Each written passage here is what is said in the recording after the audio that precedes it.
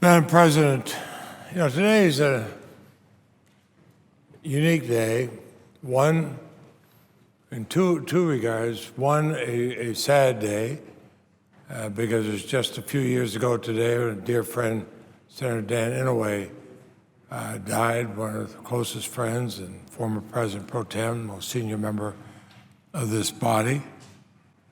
But it's also a good day that a year ago, we saw the release of Alan Gross from a Cuban prison where he spent 5 years. During that time, he lost more than 100 pounds.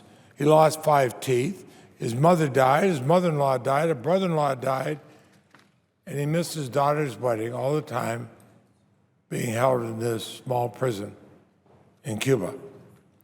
And I worked for years to help obtain Alan Gross's release and the return of the remaining members of the so-called Cuban Five, who had served more than 15 years in U.S. prisons. And Scott Gilbert, Alan Gross's lawyer, did an outstanding job. He traveled countless times to Cuba. He skillfully advocated on Alan's behalf with Cuban and U.S. officials. My foreign policy staff advisor, Tim Reeser, went down several times to boost Alan Gross's morale, visiting him in prison and bringing him messages. But my larger purpose, like that of my good friend from Arizona, Senator Flake, who has been a real partner in this, was to finally put the Cold War behind us, to start looking forward to a new era.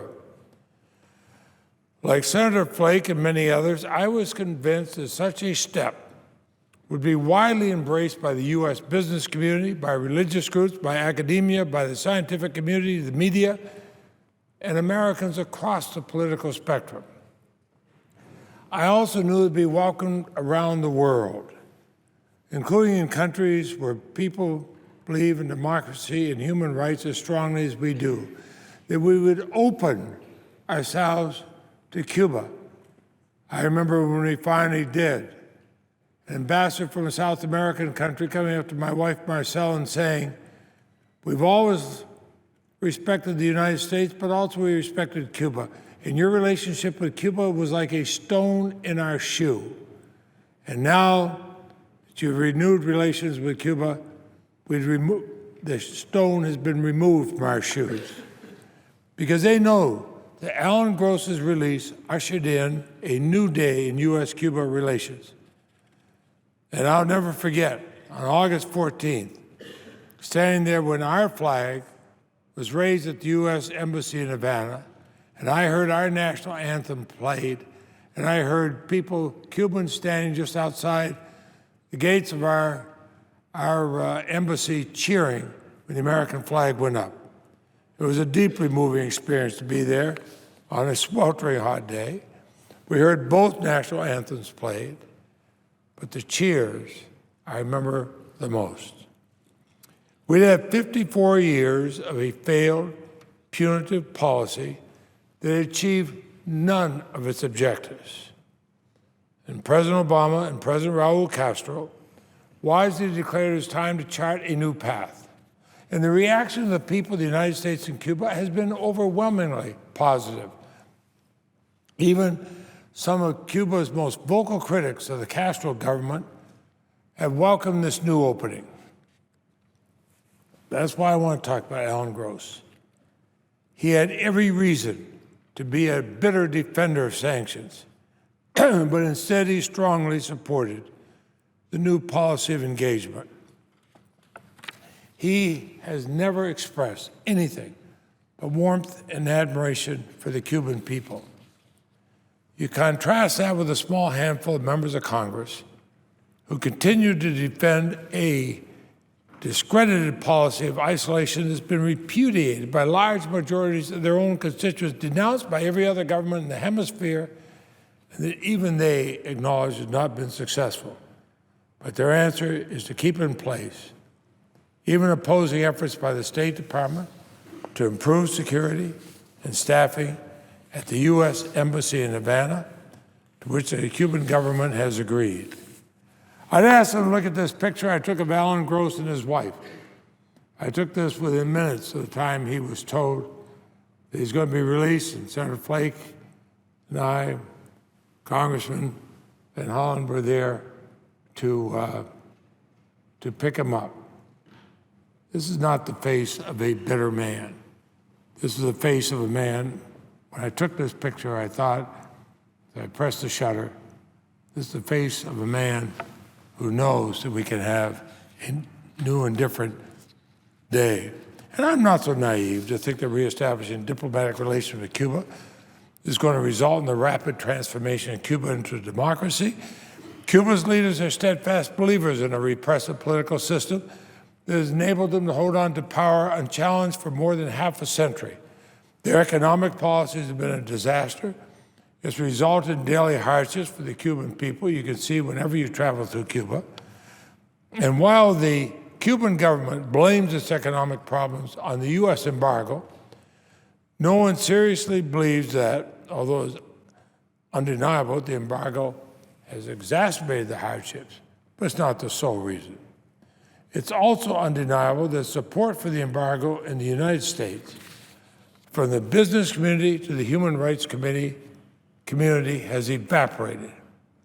I wonder how many members of Congress know in the past 5 years, the government of Cuba, while blaming us for the embargo, has imported more than $1 billion in U.S. agriculture and medical products.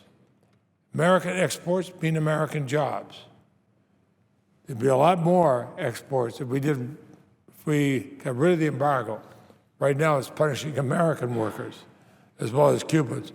And why are we also punishing 500,000 Cuban entrepreneurs who already work in the private sector and are no longer dependent on the government?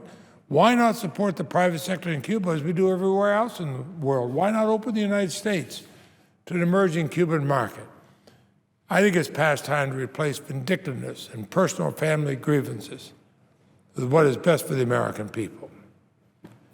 Now, I've condemned the Cuban government's arrest and imprisonment after trials that are devoid of due process of individuals who have done nothing more than peacefully protest against the government's repressive policy.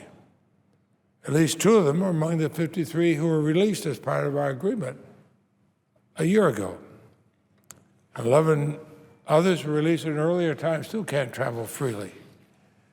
But Cuban leaders, and I believe they know this, they can't stop the tide of history any more than any of us can.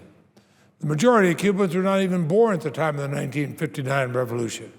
They have very different priorities and aspirations from those who overthrew Batista's corrupt and abusive regime.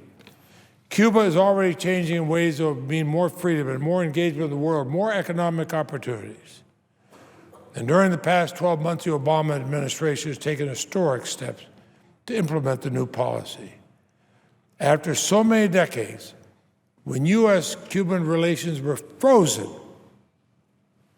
the progress in the last year has been breathtaking.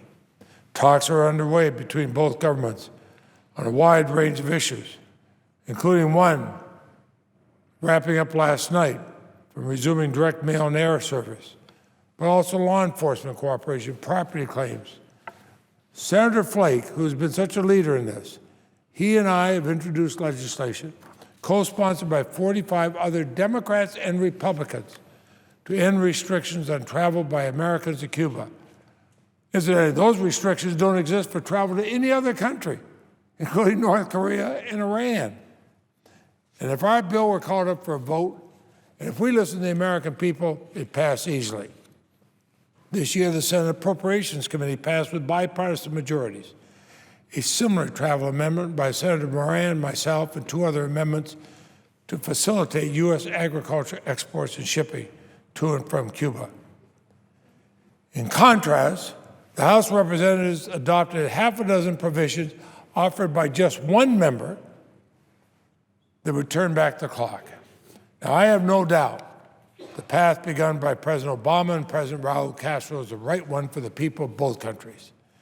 And the dwindling few who continue to try to stand in its way fail both the United States and Cuba. History is not on their side. And rather than continue to cling to a policy that is misguided from its inception, that did nothing to help the Cuban people, they should respect the will of their constituents and the Cubans on whose behalf they erroneously claim to speak. Mr. President, Madam President, and I apologize, Madam President, it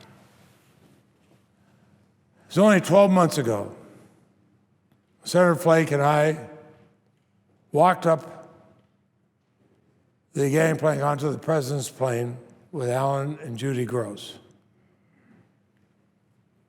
I took so many photographs that day, and our son-in-law, Lawrence Jackson, was one of the President's photographers, was there and did also.